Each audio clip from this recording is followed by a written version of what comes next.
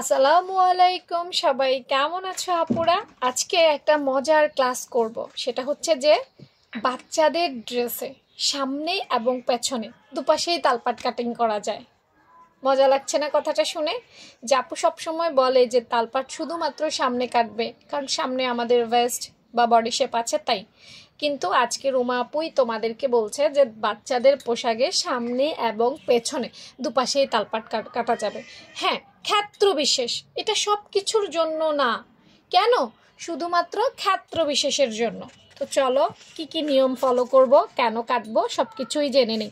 এর আগে বলবো নিয়মিত ক্লাস করবা, নিয়মিত আপু সবগুলো রুলস ফলো করবা, তাইলেই তুমি বুঝবা। হুট করে এসে একটা ক্লাস করবে, কিছুই বুঝতে পারবে না। হ্যাঁ আপু, আগে একটা ঘর করি, হ্যাঁ তারপর বাকি কথা বলছি। এটা হচ্ছে আমাদের মোহরা শেপ নাকি? তো আজকে তো আমরা মোহরা না, আজকে আমি বলবো যে সামনে এবং পেছনে দুই পাশে তালপাট কাটতে পারবা। আজকে আপু ওইটা বলবো। এটা হচ্ছে আমাদের তালপাটের শেপ। কখন আমরা দুই পাশেই কাটবো? দেখো, কিছু কিছু বাচ্চা আছে চিকনা হয়, ওদের হাড্ডিগুলো দেখা যায় দেখবা সিনার উপরে বা কাঁধের উপরে, ভালো লাগে না।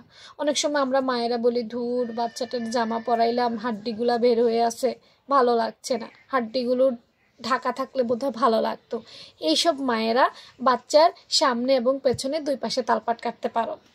দেখো ছোট বাচ্চা মানে 5-6 বছর, ইভেন আমি দেখছি অনেক সময় 10-12 বছর বাচ্চাদেরকেও তোমরা হাতা দাও না। আমিও দেই না অনেক সময় আমার বাচ্চার হাতা, কারণ বাচ্চাদের হাতা দিলে না বাচ্চাদের ড্রেস পরতে কষ্ট হয় বা ইচ্ছে মনে হাতা দিবা না। তো যেসব বাচ্চা শুকনা মনে করো, কিন্তু তাদের জামার মধ্যে হাতা দিতে চাচ্ছ না, হাতা দিতে চাচ্ছ না এবং হাড্ডিগুলো যেন ঢাকা থাকে সেইটা চাচ্ছ, তারা বাচ্চাদের সামনে এবং পেছনে দুই পাশেই তালপাট কাটতে পারবা। এই দেখো তালপাটের শেপটা বাঁকা হয়। এই বাঁকা শেপটা তোমাকে কিভাবে উপকৃত করছে আপু আরেকটু ডিটেলস বলবো। এই যে দেখো, বাচ্চার জামাতে তালপাট কাটার পর শেপটা কিন্তু এমন হয়। এখন দেখো যেসব বাচ্চা হাতা দিতে চাচ্ছ না, হাড্ডিটা ঢাকনা দিতে চাচ্ছ, খেয়াল করো এই যে কাঁধলাইনটা, তুমি তালপাট কাটার কারণে এই উপরে কাঁধলাইন কিন্তু বেড়ে গেছে। এই জিনিসটা কি খেয়াল করছো? যদি তুমি সোজা কাটতা তাহলে কিন্তু এই এই কাঁধলাইন কমে যাইতো, বাট এইখানে দেখছো কাঁধলাইন কিন্তু বেড়ে গেছে। এই যে হ্যাঁ, এই কাঁধলাইন এইটুকু বেড়ে যাওয়ার কারণে কাঁধের উপরের যে হাড্ডিগুলো এইগুলো আর দেখা যাবে না।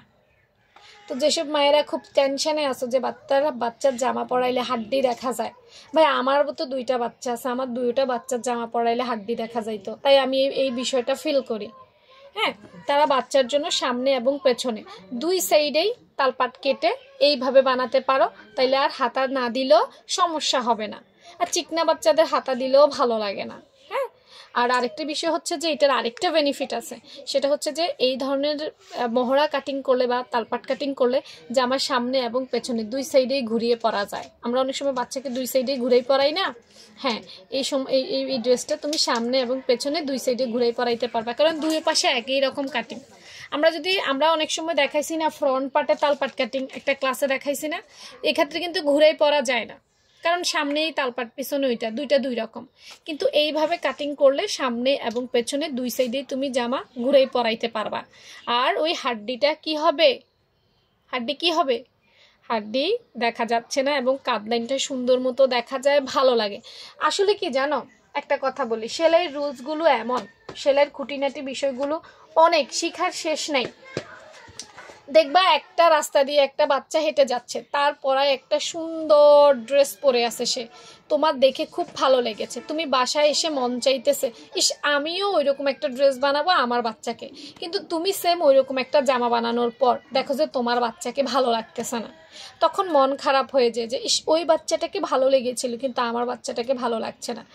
এখন এইখানে অনেক কারণ থাকে, যে বাচ্চার জন্য যেই ড্রেস দেখে এসেছো ওর উচ্চতা, হাইট, ওর যেই বিষয়গুলো বা শারীরিক ঘটনার উপর ডিপেন্ড কিন্তু ওরটা বানাইছে। এখন তোমার বাচ্চা সেম না, হয়তো তোমার বাচ্চা ওর থেকে মোটা বা ওর থেকে চিকন। এখন আমরা কি করি, রুলস একটাই ফলো করি, একটা রুলসে ফলো করি না ভাই, বাচ্চার উপরে ডিপেন্ড করে তোমাকে রুলসও চেঞ্জ করতে হবে, নাইলে ওই যে ওকে ভালো লেগেছে তোমাকে ভালো লাগবে না, কারণ ওর যেই শেপ ওর যেই ঘটন তোমার বাচ্চার কিন্তু একই ঘটন না। আমরা এই বোকামিগুলো করি বলেই আরেকটা বাচ্চাকে পড়াইছি, কারণ আমার কাছে অনেকে আসে এসে বলে এরকম একটা ডিজাইন দেখেছি আমার বাচ্চাকে ওইরকম বানাই দেন। তখন আমি বলি যে আসলে ওকে দেখছেন আপনারটা বানাইলে যে 100% অ্যাকুরেট হবে এটা কিন্তু ঠিক না, কারণ সবাইকে সব ডিজাইন মানায় না। তারপরেও আমি কাস্টমারকে বুঝিয়ে বাকিটুকু করার চেষ্টা করি, আলহামদুলিল্লাহ যতটুকু সফলতা পাওয়া যায়। ঠিক আছে, তো আজকের ক্লাস এখানেই শেষ। আল্লাহ হাফেজ।